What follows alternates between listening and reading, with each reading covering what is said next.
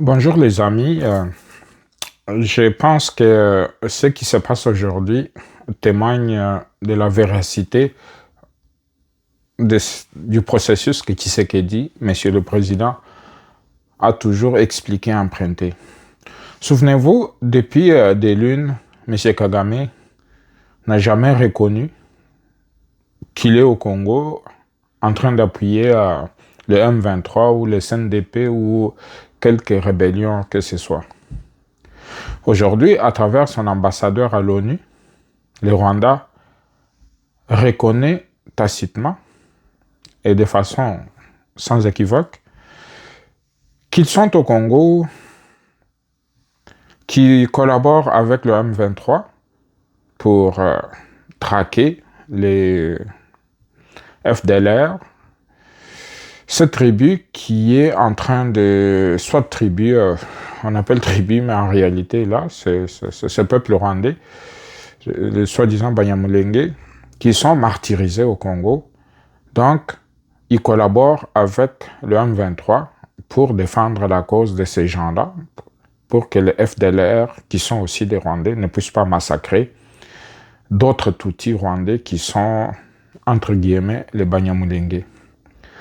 Sauf que, dans cette histoire, depuis la nuit des temps, ils ont toujours pas été clairs dans leurs affirmations, puisqu'ils ont toujours affirmé qu'ils sont au Congo, ils ont mis des mesures défensives pour empêcher que les FDLR puissent venir attaquer le Rwanda. Mais aujourd'hui, le discours change.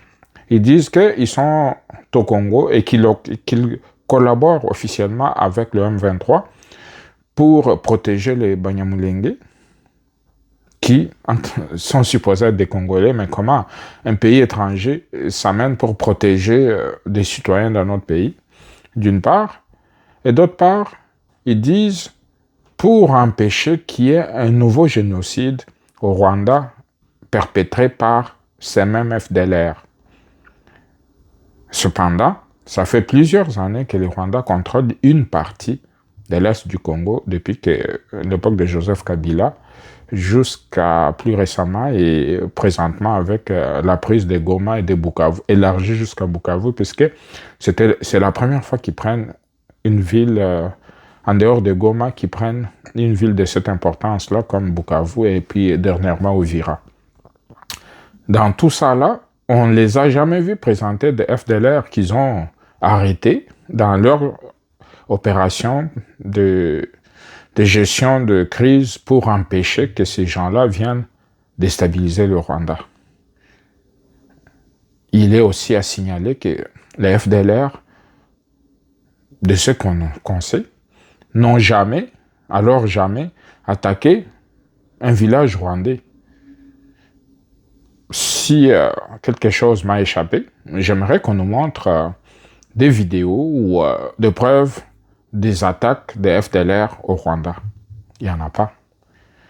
Mais eux sont venus au Congo, soi-disant à l'attaque des FDLR, et ils affirment aujourd'hui qu'ils collaborent avec le M23, ce qui est très grave. Puis, pour minimiser son propos, leur ambassadeur, qui avait été convoqué par le Congrès américain, va dire clairement que non, nous, on ne vise pas de renverser le pouvoir à Kinshasa, mais on vise seulement de protéger les Banyamulenge et puis d'empêcher un nouveau génocide qui viendrait de FDLR. Combien sont-ils ces FDLR-là? Puis depuis tout ce temps qu'eux occupent l'Est du Congo, qu'est-ce qu'ils en ont fait? Vous voyez clairement que des Congolais qui continuent à appuyer ce mouvement ou qui continuent à s'associer à ce mouvement, soi-disant de patriotes, comme dernièrement un autre des troubadours, comme je l'ai toujours dit, Seth Kikuni. Vous voyez très bien qu'ils n'ont pas raison. C'est des gens qui sont en guise de positionnement, puis qui sont à la recherche d'un positionnement clair et qui essayent par tous les moyens de déstabiliser le pouvoir à Kinshasa juste pour se retrouver. On ne parle pas ici que Tshisekedi est parfait, que la gouvernance est excellente. Non. quoi qu'il arrive là, on a choisi qu'on doit faire des élections à chaque 5 ans pour changer le système s'il le faut. Mais sauf que des Congolais ont choisi de ne pas attendre le changement de système à travers des élections. Ils ont refusé de suivre ce qu'on s'était convenu à travers d'autres dialogues qu'il y a eu par le passé, où on a déterminé que le mode d'accession au pouvoir, dorénavant, ne serait que par des élections. Aujourd'hui, ces gens-là, on les retrouve en train de déstabiliser le pays, on les retrouve dans toutes sortes de schémas qui visent à faire tuer des Congolais juste puisque eux ne se retrouvent pas. Ils ne se retrouvent pas puisqu'ils ne sont pas au pouvoir. Ils ne supportent pas d'être dans l'opposition. Ils ne supportent pas de faire des propositions en étant dans l'opposition pour faire avancer le Congo. Mais ils ont choisi d'aller aider le Rwanda à contrôler nos mines à l'est du pays, à tuer nos frères et sœurs, à violer nos femmes et filles. Et tout ça sous leur œil regardant. Souvenez-vous, Corneille Nangaa, qui est devenu l'ambassadeur numéro 1 de Banyamulenge et qui suggère même que le Kinyarwanda devienne une langue congolaise. Aujourd'hui, on le voit un peu plus clairement, puisque depuis que l'ambassadrice du Rwanda à New York, aux États-Unis, disons, a fait cette déclaration qui a tout juste après être, qui a pu être corroborée par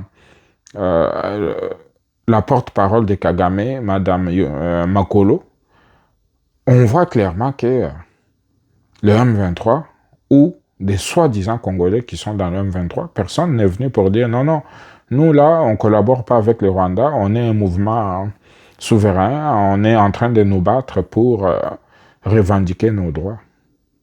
Si droit il y a, quel droit? Quel droit? Et qu'est-ce qu'on doit se dire en face, puisque aujourd'hui on réalise un peu plus clairement que ces gens-là sont au Congo pour d'autres objectifs. Et ils sont là utilisés, comme l'a toujours dit le président Tshisekedi, c'est des pantins ou une coquille vide ou des messagers du Rwanda. Aujourd'hui, le Rwanda qui parle de la collaboration avec le M23 et l'AFC, et par extension, Joseph Kabila, ça dénote clairement que des Congolais font fausse route. Et pas plus tard que, avant la fin de la semaine, j'ai suivi cette polémique en Belgique des pro-rwandais qui se plaignent que Seth Kikouni et l'autre Claudel Lubaya ont été attaqués par des pro-Tshisekedi en Belgique. Donc, ce régime-là est intolérant. Mais ce que Seth Kikouni et ceux qui épousent cette idée ne comprennent pas ou ne veulent pas admettre, c'est que tous les Congolais qui aiment le Congo, qui vous voient aller danser avec le Rwanda, qui vous voient en train de collaborer avec le Rwanda, tout Congolais qui vous voit n'est pas heureux, n'est pas content.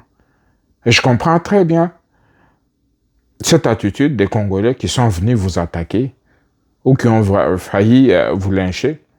Puisque, comprenez-vous que parmi eux, il y a des gens qui ont de la famille à Goma, à Bukavu. Des gens pour qui la vie est invivable depuis un certain temps. Puisque, en l'absence des banques, en l'absence d'un système officiel de l'État congolais, dans un système où des Rwandais pillent, confisquent leurs biens, puis les ramènent au Rwanda. Et je pense pas que moi-même, si je suis en face de Seth Kikouni, qui vient fraîchement de Goma, je pense que j'adopterai la même attitude. On ne peut pas me reprocher d'être un pro-Tshisekedi ou un proche de Tshisekedi pour pour faire cela. Puisque, comme Congolais, nous sommes tous en colère contre ces gens-là, de par ce qu'ils nous font. Nous sommes tous révoltés par le fait qu'il y ait des gens comme des Seth Kikouni qui ont participé aux élections et de toute évidence qui n'avaient aucune crédibilité pour ne fût-ce qu'engranger 5% des voix des Congolais. Aujourd'hui, ils pensent que la seule façon de se faire entendre ou de faire du bruit, c'est d'aller s'associer au M23 et par extension au Rwanda. Et quand ils viennent en toute quiétude en Belgique pour tenir des réunions de recrutement ou de continuer à nous narguer, je pense que des Congolais courageux ont le droit de défendre la patrie en se comportant de la sorte. On ne peut pas nier que ce qu'ils font est d'une gravité sans borne et que des Congolais qui les rencontrent sur leur chemin peuvent, dans cette colère-là, se décider de passer à l'action.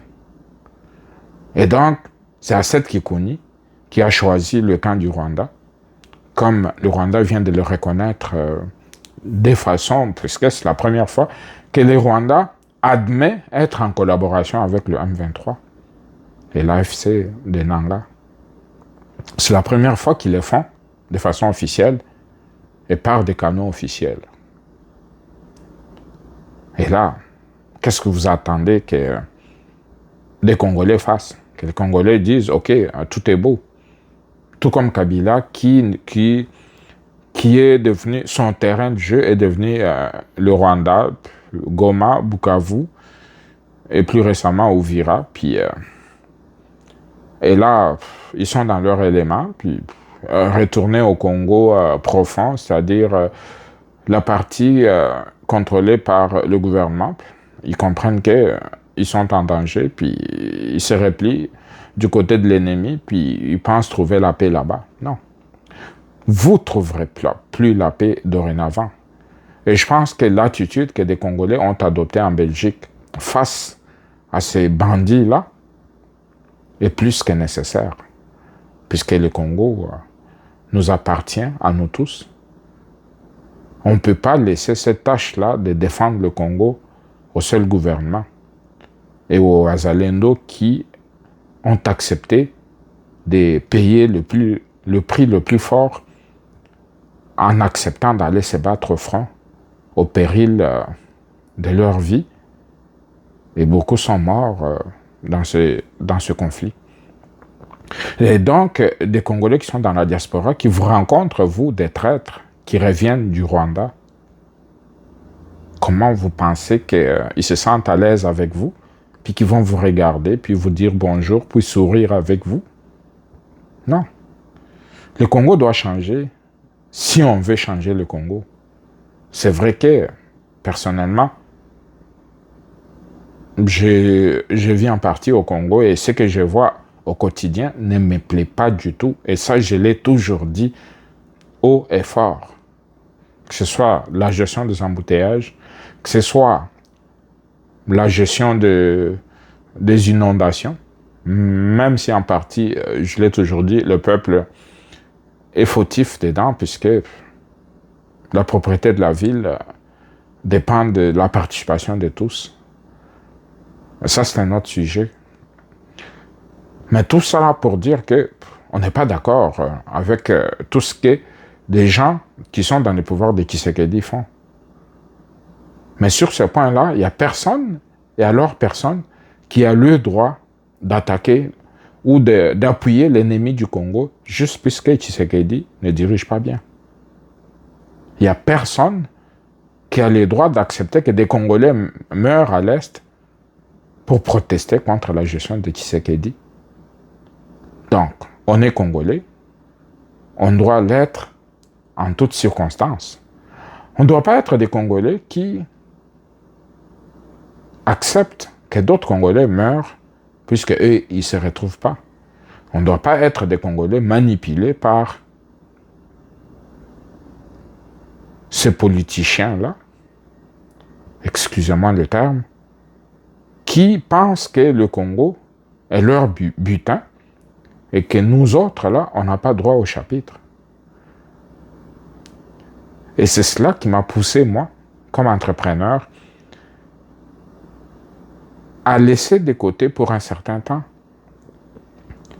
mon combat pour un Congo prospère avec des entrepreneurs congolais qui s'enrichissent pour embrasser ce combat de libération, pour apporter ma voix à cette lutte que mène le président Tshisekedi devant des mensonges des Rwandais et des Congolais corrompus qui sont rendus à appuyer la cause du Rwanda à travers Kabila, Nanga et les autres traîtres. Nous devons, comme Congolais, prendre conscience que notre pays, là, il nous appartient à nous tous et qu'on ne doit pas laisser des individus malsains comme des Seth Kikuni, comme des Frank Diongo, comme des Corneille Nanga, et j'en passe, nous faire obstacle. Nous devons les combattre pour empêcher à ce que d'autres Congolais puissent raisonner de cette façon-là, puis penser qu'ils peuvent utiliser ce canal-là pour atteindre leurs objectifs.